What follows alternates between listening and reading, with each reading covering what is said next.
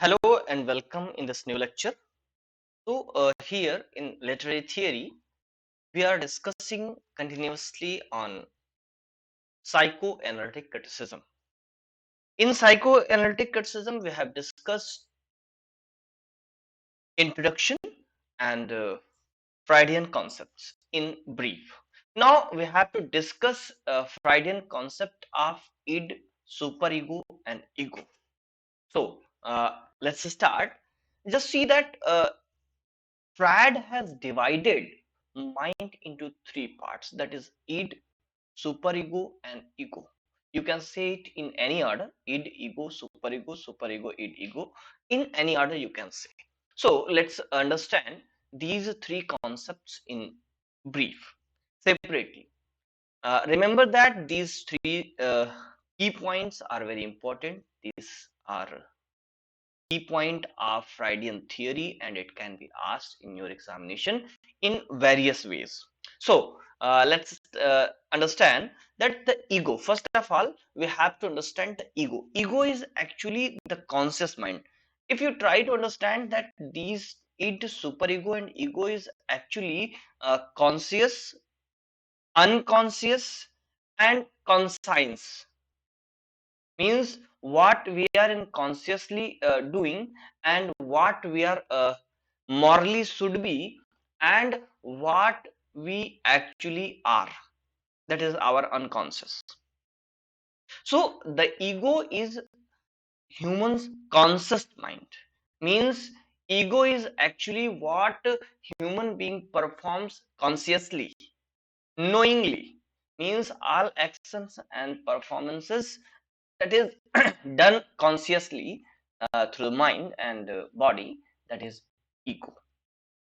So this is the conscious mind, and it is the part of the id. Actually, ego is part of id.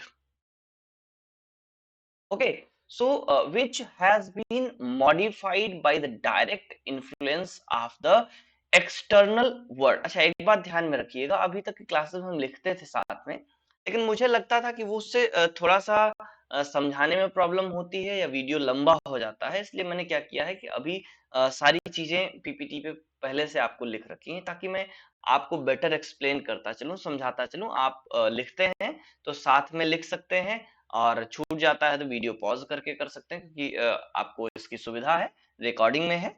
और जैसे ही ये खत्म होगा chapter, वैसे ही इसका पीडीएफ भी आपको मिल जाएगा। सो इसकी बात की चिंता नहीं करिएगा। अगर कोई प्रॉब्लम क्वेश्चन होती है देन आप कमेंट में जरूर लिखिएगा। तो क्या कह रहे हैं कि दैट इज, ये जो ईगो है ये सुपर ईगो का सॉरी इड का पार्ट है। और इड का पार्ट होने से अलग क्या है इसमें, ये एक्चुअली गवर्न होता है, मॉडिफाइड होता है, किससे, और डायरेक्टली इन्फ्लुएंस होता है किससे, जो हमारा एक्सटर्नल वर्ल्ड है। ठीक है, ईड का जो पार्ट एक्सटर्नल वर्ल्ड जो है कंट्रोल करता है, उससे इन्फ्लुएंस्ड होता है, वो क्या है, एक्चुअली में ईगो है। ठीक है, ये ईगो जो एक्चुअल एक लिटरल मीनिंग होती है उस पर नहीं जाइएगा, एक डिफरेंट जार्गन मीनिंग है ये। ठीक है, ईगो। तो next thing is that it is the part of id. तो एक बात ये क्लियर हो गई, पार्ट ऑफ इड है, और इड से डिफरेंट इसलिए है बिकॉज कि ये एक्सटर्नल वर्ड से मॉडिफाइड है और कंट्रोल्ड है। ठीक है, it meditates between the unrealistic id and the external real world, that is super ego. अब एक बात आपको यहां और पता चल गई, जो सुपर ईगो है वो क्या है, एक्सटर्नल रियल वर्ल्ड है। ठीक है, जो एक्सटर्नल रियल वर्ल्ड है और जो हमारा अनकॉन्शियस इड है, अनकॉन्शियस इड इज अनरियलिस्टिक। इन दोनों के बीच में एक मीडिएटर का काम करता है, दोनों के बीच में बैलेंस का काम करता है।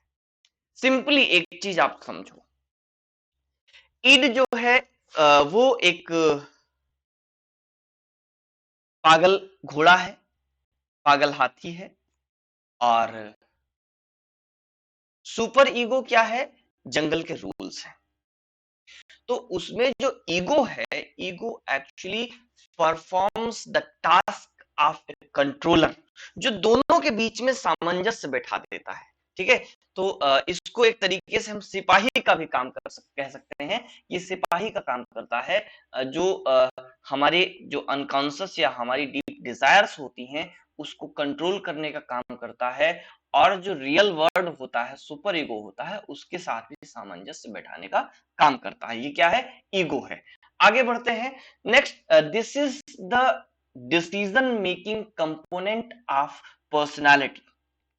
एक्चुअली में जो हम लोग कोई डिसीजन लेते हैं, उस डिसीजन मेकिंग का जो पार्ट है वो हमारा इड है, जो हमारा कॉन्शियस माइंड है। हम कोई भी डिसीजन लेते हैं अपने कॉन्शियस माइंड से लेते हैं, ठीक है। तो यहाँ पर जो डिसीजन मेकिंग फैकल्टी है वो क्या है? ईगो है, ठीक है। Ego is the decision making faculty of our mind, of our body. It works by reason. अब डिसीजन लेता है तो निश्चित रूप से इसमें रीजनिंग काम करेगी, ठीक है। ये रीजन के थ्रू काम करेगा, ये बात भी क्लियर है। And it operates according to the reality principle, ठीक है। रियलिटी प्रिंसिपल याद रखिएगा, ये मॉरल बिहेवियर पर काम नहीं करता है, ये जो है सुपर ईगो के कॉन्सेप्ट पर काम नहीं करता है। जो रियलिटी चीजें हैं, रियल में चीजें एक्चुअल में होनी क्या चाहिए, क्या होती हैं, कैसे हैं, रियलिटी के बेस पर ये रीजनिंग के थ्रू डिसीजन लेता है और ऑपरेशन करता है, काम करता है, ठीक है। नेक्स्ट देखते हैं। नेक्स्ट जो हम लोगों का पार्ट है that is super ego. Super ego is actually conscience, that is moral part, value part, ठीक है। तो ईगो क्या था? कॉन्सियस पार्ट था, और सुपर ईगो क्या है? वो कॉन्साइंस है, CONSCIENC, conscience, that is moral part, value part, ठीक है। It incorporates the values and morals of society which are learn one parents and others. जो हम अपने पेरेंट्स से, अपने टीचर्स से, अपने एल्डर्स से सीखते हैं, वो क्या है? एक्चुअली मॉरल और जो वैल्यू पार्ट है, जो हम लोगों को मॉरल वैल्यूज सिखाए जाते हैं, ये करना है, ये नहीं करना है, ये उचित है, ये अनुचित है। All these things are in our conscience, and this conscience is actually super ego. Okay, so it develops around the age of 3 or 5 year, ठीक है। जैसे बच्चा पैदा होता है, धीरे धीरे बड़ा होने लगता है, जैसे उसमें समझ डेवलप होने लगती है, तो जो उसके एल्डर्स हैं, उसके मदर फादर हैं, उसके पेरेंट्स हैं, उसके बड़ा भाई है, बड़ी बहन है, दादा दादी हैं, और टीचर्स हैं, या फिर सोसाइटी के जो भी एल्डर्स हैं, सोसाइटी के जो नॉर्म्स हैं, वो क्या करते हैं? उसको एक मॉरल बिहेवियर सिखाते हैं, एक रूल रेगुलेशन सिखाते हैं। उस रूल रेगुलेशन के अगेंस्ट चीजें क्या है? टैबू है, ठीक है। तो यहाँ पर जो मॉरल पार्ट है, जो वैल्यू पार्ट है, वो क्या है? कॉन्साइंस है, और वो क्या है? सुपर ईगो है। अब आपको समझ में आ गया, रियल या कॉन्सियस वो क्या है? ईगो है, और जो मॉरल है या वैल्यू पार्ट है, जो कि कॉन्साइंस है, वो सुपर ईगो है। और लास्ट में जो बचेगा अनकॉन्शियस, दैट इज ईड। अभी ईड की बात हम लोग आगे करेंगे। तो यहीं से क्या कंट्रोल होता है? हमारा मॉरल बिहेवियर। एक्चुअली ईड जो है वो एक स्वच्छंद घोड़ा है, और जो सुपर ईगो है वो मॉरल रूल्स हैं। दोनों के बीच में सामंजस्य बैठा करके जो हम रीजनिंग के थ्रू निर्णय लेते हैं, वो क्या है? एक्चुअली में वो है ईगो। और बैलेंस बना करके हमने रियल वाला निर्णय, रियल वाली लाइफ का जीने का काम कर लिया। आगे देखते हैं। It influences, sorry, it functions to control the its impulses. देखिए, हमने बताया इड जो है अनकंट्रोल्ड है, उसमें कोई मॉरल नहीं है, वो केवल हमारी डिजायर्स हैं, जो हमें पसंद है, नहीं पसंद है, उसी की उतनी सी बात है। तो उस फंक्शन को कंट्रोल करता है, मॉरल के थ्रू उसको सप्रेस करता है, बताता है this is wrong thing, this is taboo thing, ये नहीं करना है, ठीक है। हमारी सोसाइटी ने बहुत सारे नॉर्म्स हमको सिखाए हैं, और उस नॉर्म्स को जो हम फॉलो करते हैं, this is suppression of desires. और ये काम जो करता है, ये फंक्शन जो करता है, ये सुपर ईगो करता है, ठीक है। Specially those which society forbids, such as sex and aggression. ये स्पेलिंग करेक्ट कर लीजिएगा लास्ट में, ये है एग्रेशन, ठीक है। ये सिंपली जो है ये एग्रेशन है, ये रॉन्ग है, इसको एग्रेशन लिख लीजिएगा, ठीक है। तो सेक्स एंड एग्रेशन, देखिए सेक्स से रिलेटेड बहुत सारी टैबूज हैं, बहुत सारे रूल्स रेगुलेशन हैं, ठीक है। आप वात्सायन का काम शास्त्र पढ़िए, तो उसमें बहुत सारे रूल्स एंड रेगुलेशंस उन्होंने लिखे और बताए हैं। इसी तरह से हमारी सोसाइटी भी हमको अनोइंगली सिखा देती है बहुत सारे rules regulation, that is sister है, ये मदर है, ये तमाम चीजें हैं। और वो जो हमारे कॉन्सेप्ट में आ जाता है, मॉरल्स आ जाते हैं, वो मॉरल्स क्या करते हैं, हमारे इड को, हमारे इम्पल्सेस को सप्रेस कर देते हैं, टैबू थिंग्स को सप्रेस कर देते हैं। यही कहा फ्रॉइड ने। आगे देखते हैं, it persuade the ego to turn to moralistic goals, ठीक है। ये ईगो को परसुएड करता है और इड के इंपल्सेस को सप्रेस करके हमारे बिहेवियर को मॉरल बिहेवियर बनाता है, ठीक है। It consist of two systems, ठीक है। इसमें दो सिस्टम होते हैं, वो दोनों सिस्टम क्या है उनको जरा से समझने की कोशिश करिए। पहला है the conscience and second one is the ideal self, ठीक है। तो ऐसा इसमें पूछा जा सकता है, what are the two systems of super ego, then two systems of super ego are the conscience and the ideal self, okay, and it is the external real world। इसकी चर्चा हम लोग पहले भी कर चुके हैं। जो हमारा रियल वर्ड है, एक्सटर्नल वर्ड है, ठीक है, जो मॉरल्स सिखाता है, बिहेवियर सिखाता है, वो एक्चुअली में क्या है, सुपर ईगो है। नेक्स्ट जो है वो है द इड। इड क्या है, id actually the unconscious part of our mind, ठीक है। जो हमारा मस्तिष्क है उसका जो अनकॉन्शियस पार्ट है उसको इड कहते हैं, ठीक है। And this id is the primitive and instinct component of personality. Primitive क्यों है, because id is present just from the birth. Birth के टाइम से ही ये जो इड है वो हमारे अंदर अवेलेबल होता है, मौजूद होता है। That's why this is primitive, ठीक है। और इसमें मॉरल नाम की कोई चीज नहीं है, बिकॉज उस समय अभी तक ईगो और सुपर ईगो नहीं आया है। सुपर ईगो कब आता है, सुपर ईगो तब आता है जब बच्चा समझदार हो जाता है, 3 से 5 साल का हो जाता है। दिन धीरे धीरे उसको टीचिंग्स सिखाई जाती हैं, मॉरल्स सिखाए जाते हैं, सोसाइटी के नॉर्म्स और रूल्स सिखाए जाते हैं, और वहीं से सुपर ईगो और ईगो का डेवलपमेंट होता है।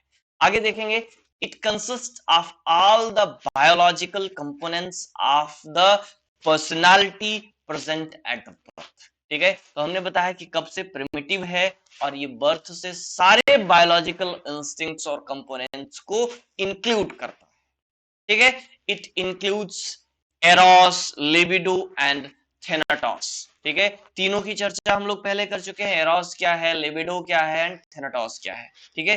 एरोस का अपोजिट थेनाटोस है। एरोस क्या है, लव और लाइफ इंस्टिंक्ट है। थेनाटोस क्या है, डेथ इंस्टिंक्ट है। And libido is sex instinct. Clear. तो ये चीजें हम लोग पहले डिस्कस कर चुके हैं। ये तीनों चीजें या और भी जो कंपोनेंट्स होते हैं वो सारे के सारे इसमें अवेलेबल होते हैं। ध्यान ये रखना है कि यहाँ बच्चे में मॉरल नहीं होता। दिस इज वाई कि जो फ्राइड ने एडिपस कॉम्प्लेक्स की थियरी दी वो इसी की वजह से दी थी, ठीक है। आगे बढ़ते हैं। It is not in touch with the external world. अभी बच्चा जब छोटा है उसको एक्सटर्नल वर्ल्ड से कुछ लेना देना नहीं है, उसका अपना वर्ल्ड है, उसकी अपनी डिजायर्स है, उसको भूख लगती, खाना चाहिए, दूध चाहिए।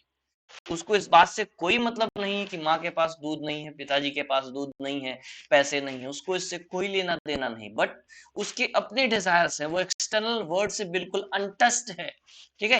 Is not affected by the reality, logic और द एवरीडे वर्ड। लॉजिक वॉजिक उस पर कोई काम नहीं करता। इट इज प्योर इंस्टिंक्ट, ठीक है। It operates within the unconscious part of our mind. और ये कहां पर होती हैं, ये अनकॉन्शियस में होती हैं, सप्रेस डिजायर्स बन जाती हैं बाद में। जब हम मॉरल सीखते हैं, सुपर ईगो और ईगो आता है, तो उसमें जो मॉरल के अकॉर्डिंग चीजें नहीं होती हैं उनको सप्रेस कर दिया जाता है, उनको जो है अनकॉन्शियस में डाल दिया जाता है और वो पड़ी रहती है। और एक्चुअली में वही अनकॉन्शियस की सप्रेस डिजायर्स जो हैं वो हमारे ड्रीम में आती हैं। ठीक है। तो इसी अनकॉन्शियस को समझने का काम किया फ्रायड ने और उन्होंने वर्क लिखा the interpretations of dream. Important work है, लिख लीजिए, पूछा जाएगा। ठीक है। तो नेक्स्ट थिंग हम लोग क्या बात करेंगे, ड्रीम। ड्रीम क्या है? Actually the representation of our suppressed desires and it can be a road to understand the unconscious। ठीक है। id या अनकॉन्शियस को समझने का एक वे हो सकता है या एक वे है। ठीक है।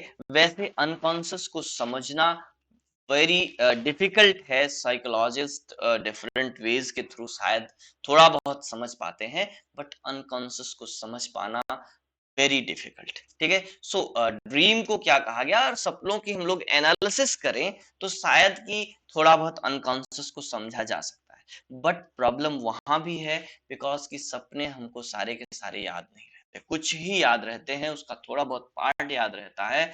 This is why there is problem in the interpretations of dream, in understanding and analysis of dream. तो यहाँ पर इन्होंने मींस फ्रायड ने क्या कहा, ड्रीम को कहा कि रॉयल रोड है किसका, टू अनकॉन्शियस। ठीक है। Dreams are royal road to unconscious. It emerges when the conscious is stirred shut down during the sleep। ठीक है।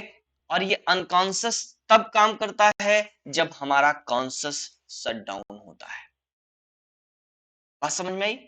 जब तक कॉन्शियस रहेगा तब तक अनकॉन्शियस काम नहीं कर पाएगी, इसीलिए जागते में सपने नहीं आते हैं, सपने सोने के बाद आते हैं। और हम जब सो जाते हैं तो हमारा जो कॉन्शियस माइंड है वो काम करना बंद कर देता है। यही चीज होता है हिस्टीरिया में। हिस्टीरिया में आदमी या लड़का या लड़की, जनरली लड़कियों में होता है, और क्या होती है, वो बेहोश हो जाती है, और बेहोश होने के बाद जो उनका कॉन्शियस माइंड है वो काम करना बंद कर देता है, और जो उनका अनकॉन्शियस है वो वर्क करना स्टार्ट कर देता है, और वो अनकॉन्शियस बिहेवियर उनका स्टार्ट हो जाता है। और एक्चुअली में आप देखेंगे हिस्टीरिया के पेशेंट्स को मैंने देखा है कि उस टाइम पे उनके साथ जो कुछ भी हुआ, उन्होंने जो कुछ भी बोला, उनको होश में आने के बाद कुछ भी याद नहीं रहता है। This is the historic behaviour. ठीक है। और वो भी बिल्कुल ड्रीम लाइक होता है, बट स्लाइटली डिफरेंट। ठीक है। It emerges when conscious is shut down। ठीक है। And dream may not be a direct expression of the represented sorry repressed desires. जो हमारी रिप्रेस्ड डिजायर हैं उनका डायरेक्ट कनेक्शन नहीं हो सकता है, हो भी सकता है, नहीं भी हो सकता है। डायरेक्ट रिप्रेजेंटेशन नहीं हो सकती, वो भी सिंबॉलिक हो जाती हैं।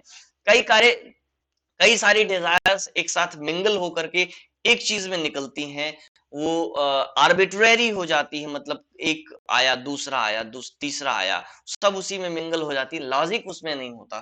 ठीक है। तो ये बात ध्यान में रखना। आगे देखिएगा, dreams are distorted expression of desire. ये डिस्टॉर्टेड एक्सप्रेशन होती है। डिस्टॉर्टेड एक्सप्रेशन क्या है कि मतलब इनमें कोई सीक्वेंस नहीं होता कि डिजायर्स ये है तो एक ही आ रही, एक है तो दूसरी भी आ सकती है, उसी में मिंगल हो सकती है, तीसरी भी मिंगल हो सकती है। ठीक है। तो ये क्या है, डिस्टॉर्टेड होती है। It can be decoded to understand the desire behind it. इसके पीछे जो डिजायर्स हैं उनको डिकोड किया जा सकता है, बट इफ जो ड्रीमर है, जो पर्सन है, उसको अपने ड्रीम्स याद हो और ड्रीम को समझ सके और बाद में बता सके, देन साइकोलॉजिस्ट उसको जो है एनालाइज कर सकता है। ठीक है। लेकिन लाइट हमारे यहाँ थोड़ा सा अजीब है, लो है, कम ज्यादा हो रहा है, इसलिए थोड़ा सा हमारा वीडियो जो दिख रहा होगा आपको वो अजीब सा चमक सकता है। ठीक है। तो ऐसी प्रॉब्लम आ सकती है, लेकिन वायस में और में कोई दिक्कत नहीं होगी। ठीक। आगे देखते हैं अगली चीज क्या है। Dreams are the language of the unconscious and repressed desires behind it. अगर इसको इसके थ्रू चीजों को डिकोड किया जा सकता है, मींस कि जो हमारा अनकॉन्शियस है वो ड्रीम्स के थ्रू, और जो हमारे रेप्रेस्ड डिजायर्स हैं वो हमारे ड्रीम्स के थ्रू प्रेजेंट होती है। That's why this has been called the language of unconscious. ठीक है। हम लैंग्वेज के थ्रू क्या करते हैं, अपने को रिप्रेजेंट करते हैं। सो जो अनकॉन्शियस है और हमारी रिप्रेस्ड डिजायर्स हैं वो जो है ड्रीम्स के थ्रू खुद को प्रेजेंट करती हैं, खुद को रिप्रेजेंट करती हैं। That's why dreams are called the language of unconscious. Okay.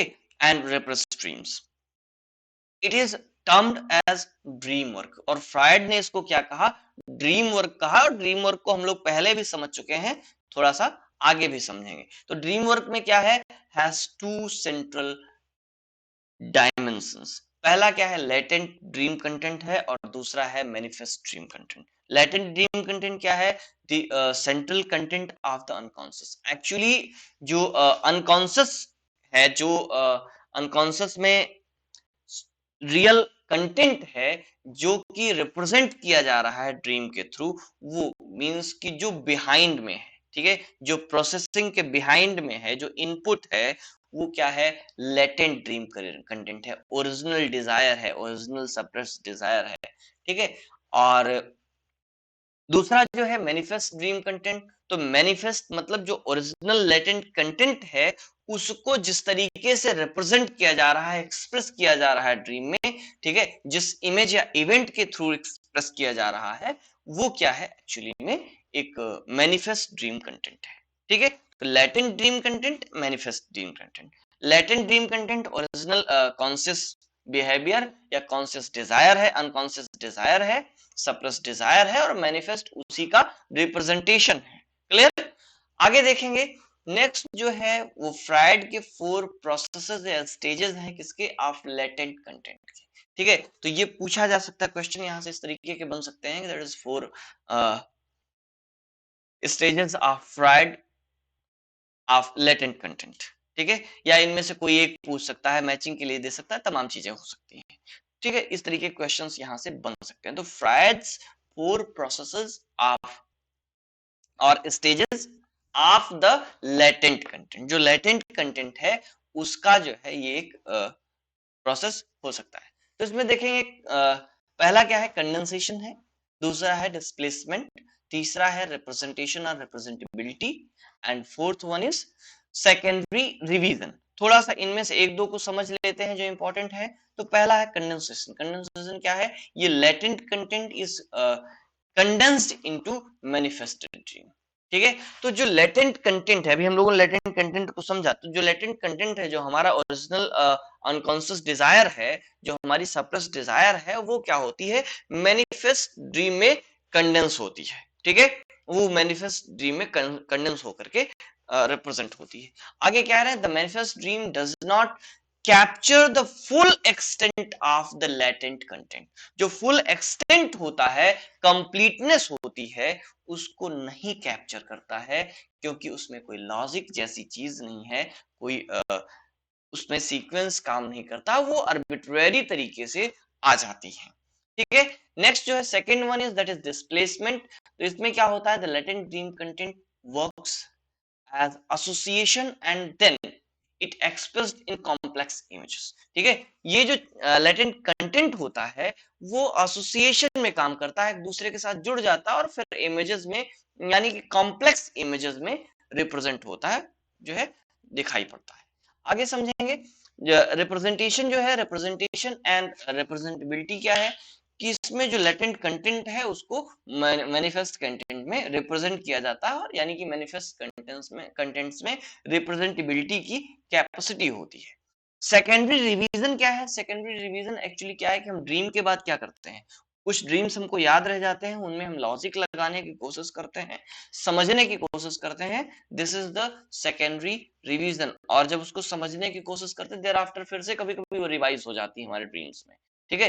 तो ये चीजें क्या है, सेकेंडरी रिवीजन है। आगे बढ़ेंगे, तो कुछ एक दो पॉइंट यहाँ पर आप इस पूरे का एक निचोड़ जैसा समझ सकते हैं, और इस तरह के ये चीजें आपसे एग्जाम में एनालाइज करने में क्वेश्चंस को हेल्प कर सकते हैं। तो पहली बात यहाँ पर क्या कह दी फ्रायड ने, that is art and dream are similar at this point, ठीक है।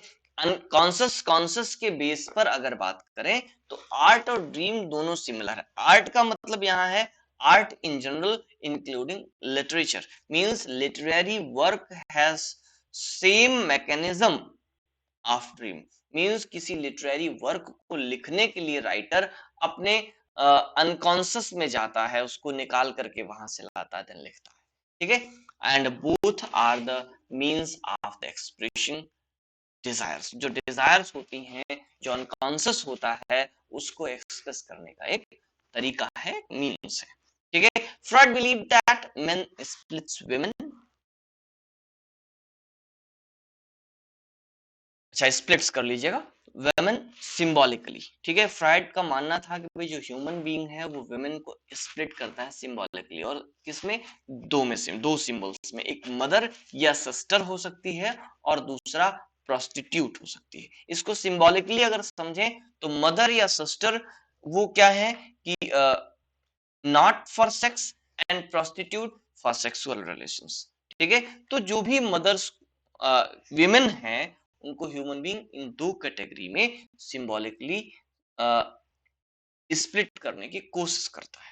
ठीक है, तो ये इतनी बातें हम लोगों ने अभी समझी ईड, ईगो और सुपर ईगो के बेस पे जो फ्राइडियन कॉन्सेप्ट था। Thereafter will have to move on C G Jung, यानी कि कार्ल गुस्ताव यूंग। ये स्विस साइकोलॉजिस्ट थे एंड साइकियाट्रिस्ट थे। देयर आफ्टर इन्होंने जो है बहुत सारी थियरीज पहले इन्होंने फ्राइड के साथ कंट्रीब्यूट किया। Thereafter he separates his ways. So हम लोग पहले यूंग को समझेंगे और आगे जो कॉन्सेप्ट्स हैं उसको भी समझने की कोशिश करेंगे। इस लेक्चर में इतना ही, मिलेंगे नेक्स्ट लेक्चर में। Thank you for class.